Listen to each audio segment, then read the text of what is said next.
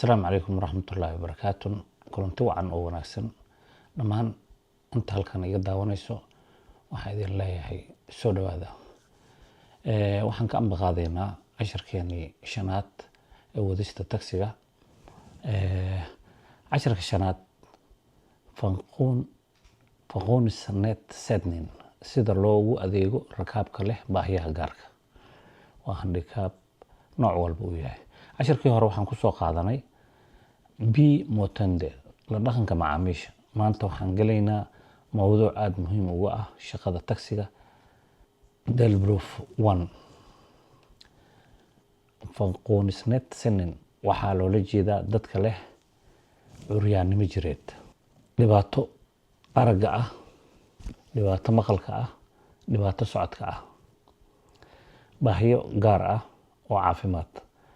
darawalka taksiga waxaa laga filayaa inuu qof kasta si siman ugu adeego ixtiraam iyo dulqaad. waa maxay fanqoonisnet setning?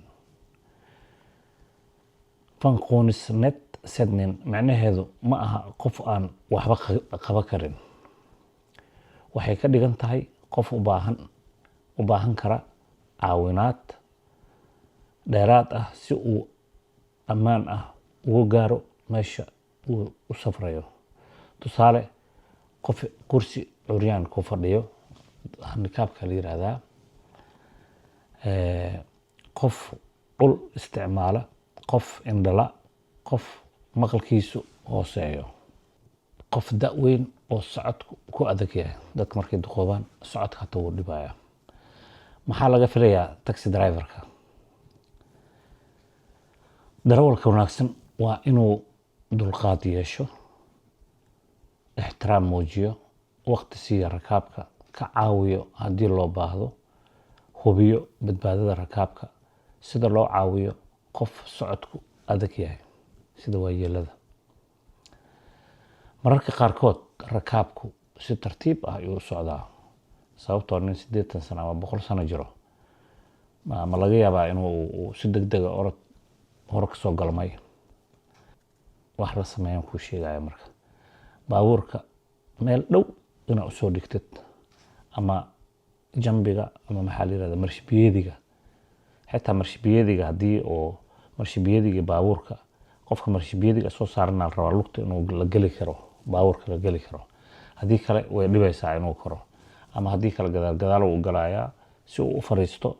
haddii marshbiyadiga iyo baabuurka ay kala fog yihiin waxay noqonaysaa way ku adkaanaysaa. albaabka fur mar walba rakaabka dadkan oo curyaamiinta deebi yihiinba. qofka caadiga ee isaga iska furaya laakiin umaba ku sugaya. laakiin dadka waayeelada ah ma qaban karaan. marka waxaa qasab ah in albaabka furtid oo ogolow inuu si degan u fariisto. ha jiidin, ha lalabin, ha taabanin. iqaba hadduu ku yiraahdo qaba kaliya. waxa aan la samayn cadaadis mamnuuc waaye. hadal xanaaq leh mamnuuc waaye. ma naga soo dhaqsatid, ma waad daahaysanahay inaad tirahdid macquul maaha. hadda degdega jooji. qofka kursiga curyaanka wato, haddii kursiga curyaanka oo la laalaabayo mar walba waa la laalaabaa. inaad isku laalaabtid waxaa qasab ah inaad isku laalaabtid tartiib dabada dambe baabuurka boostakaanaha inaad furtid, kursigoo laaban inaad gelisidaa lagaa rabaa. haddii gaarigu leeyahay qalab gaar ah, si waxaa jirto mararka qaarkood baabuurta oo lagu qaado jiisaska lagu qaado qalab gaar ay leeyihiin oo wiishoo kale oo isaga dhanba qofka aad qaadaysid oo saas u gelinaysid. marka qalab gaar hadduu leeyahay kaasina waxaa waaye waa samaynaysaa. hubi in si sax ah loo xiray. habarta ama odayga waayeelka ama qofka curyaanka ah markuu gelinayo meesha uu gishanayo inuu geliyo in kale iska hubi. hadduuna gelinin ma ku caawiyaa dheh. hadduu ku yiraahdo waa u gelinaysaa suunka. hubi badbaadada rakaabka inuu asaga marka relax dareemayo. markaas waxaad dareemaysaa ninkan inuu si sax u fadhiyo.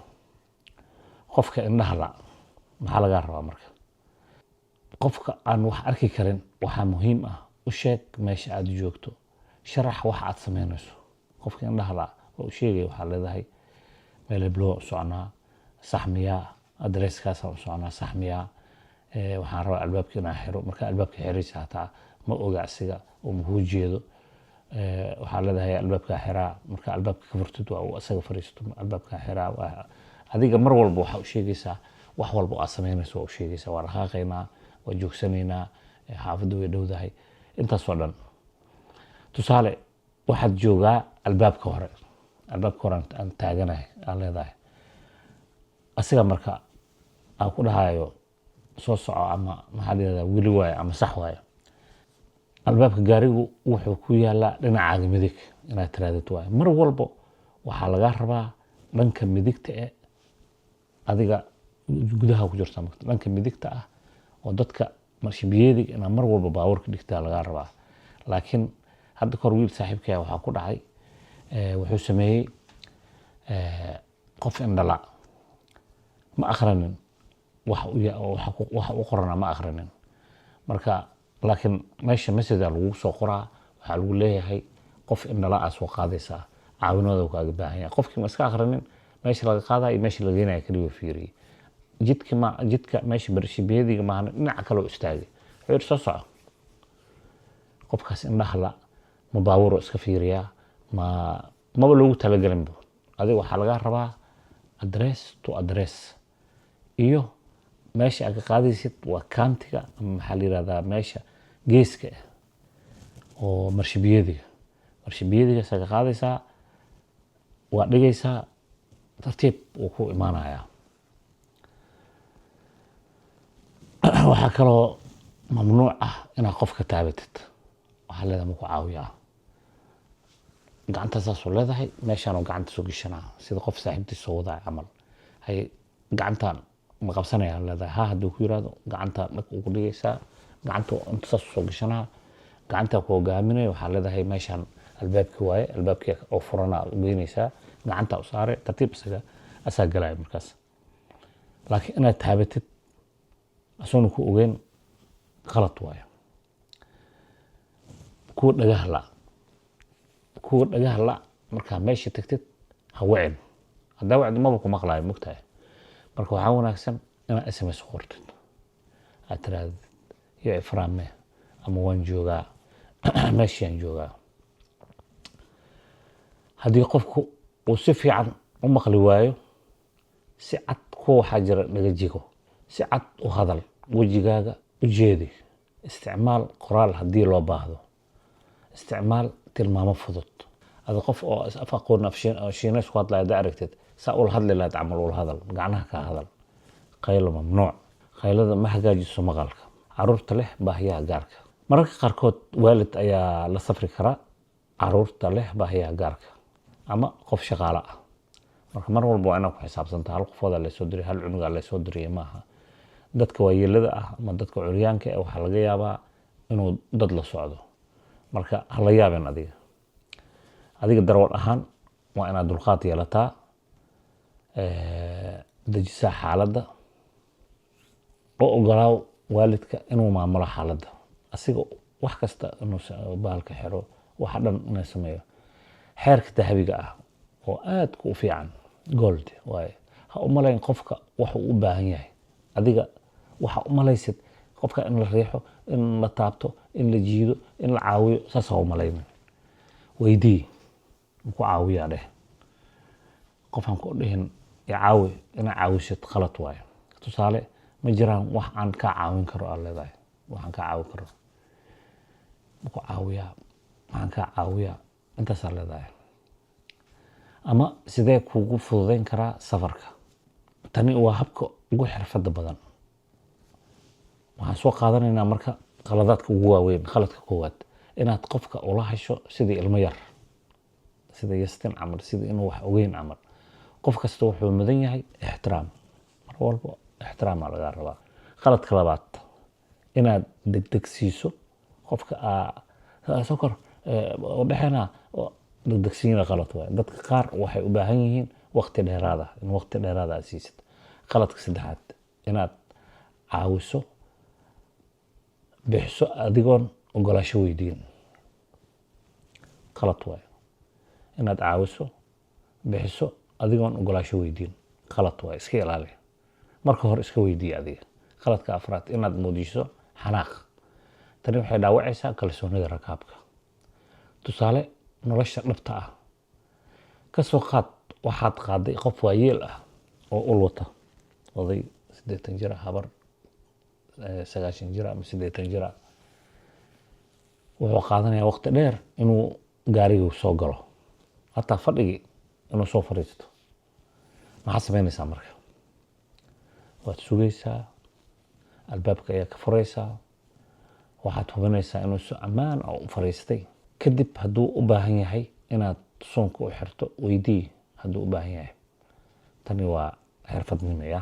su-aalaa idin weydinaa marka, su-aal imtixaanood, tusaale camal waaye. rakaab leh dhibaato socod ayaa soo fuulaya gaariga. maxay tahay waxa ugu muhiimsan?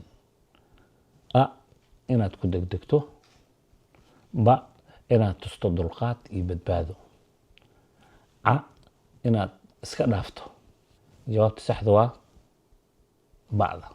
wanaanadkii casharkan waxaan ku baranay waa maxay funktionsnedsättning, sida loo caawiyo dadka leh baahiyaha gaarka, sida loola dhaqmo dadka indhaha la, maqalka ka liita, kuwa kursiga curyaaminka isticmaala, ay handikaab wuxuu rabaa ha aado.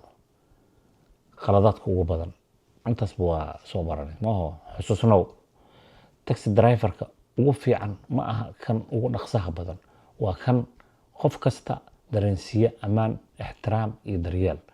casharka lixaad waxaan ku baran doonaa sakarheed, badbaadada rakaabka gaariga iyo darawalka. halkaas ayaan kusoo gabagabeynaynaa casharkeeni shanaad. tan iyo intaan dib daba u kulmi doono waxaan idin leeyahay nabaadiino.